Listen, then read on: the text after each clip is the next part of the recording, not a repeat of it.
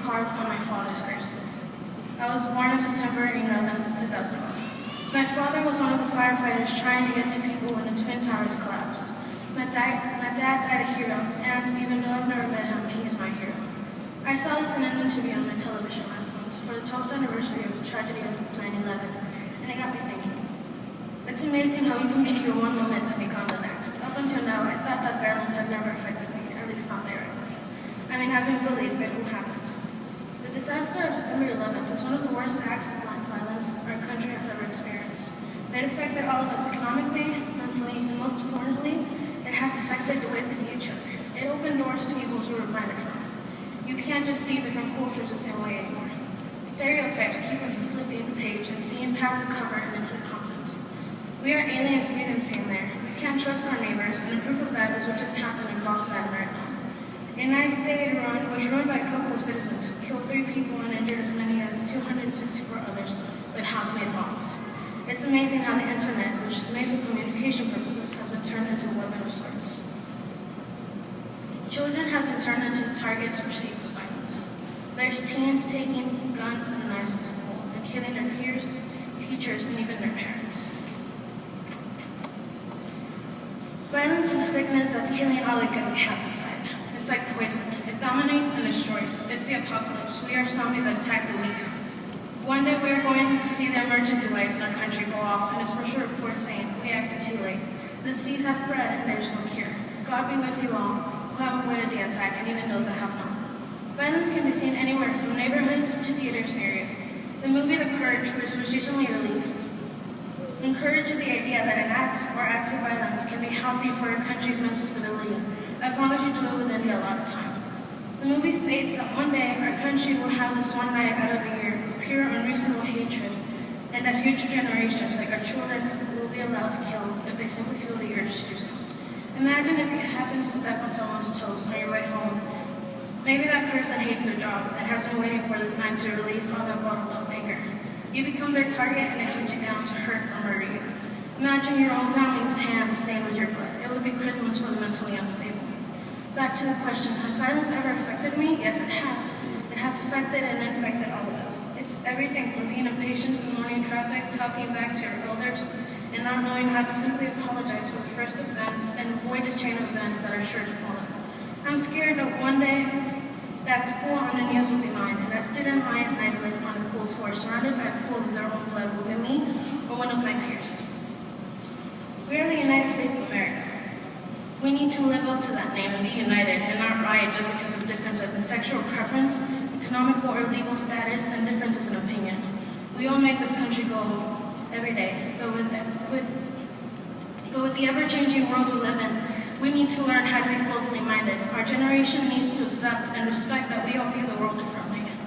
We need to flip the page and see what's inside, to look past the wreck and see the damage. We need to look past stereotypes and really look at and understand each other. We are this world's future. I'd hate to see what this world will look like if this threat continues.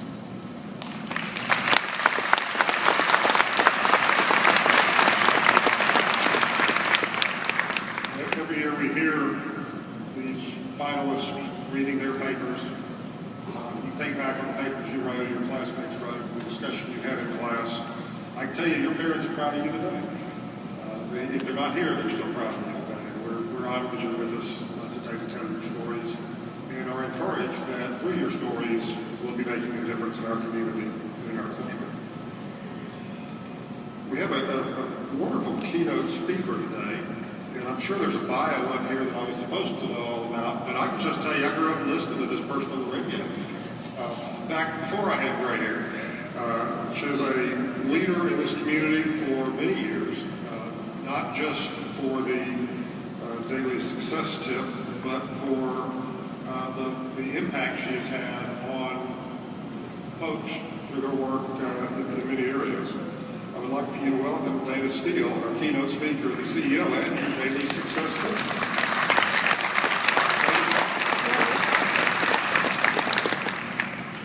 How fun to know he listened to me on the radio. So that tells you a lot about him. It means he likes rock and roll, so we're good. I was fortunate enough to be a rock and roll DJ here in Houston, my hometown, for 20 plus years.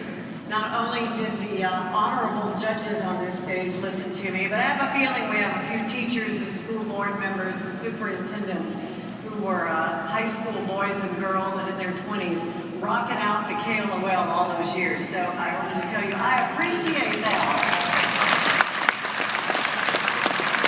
And I'd like to point out my hair is not gray yet, that I know of. So get that natural blonde hair every 6 weeks.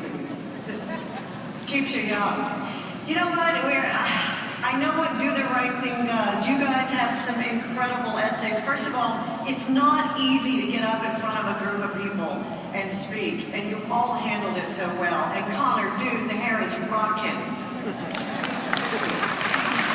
Can I touch it? Guys, don't touch the hair. That is rock star hair. You know what? I want you to know there's good. I want you to know there is amazing good in this world.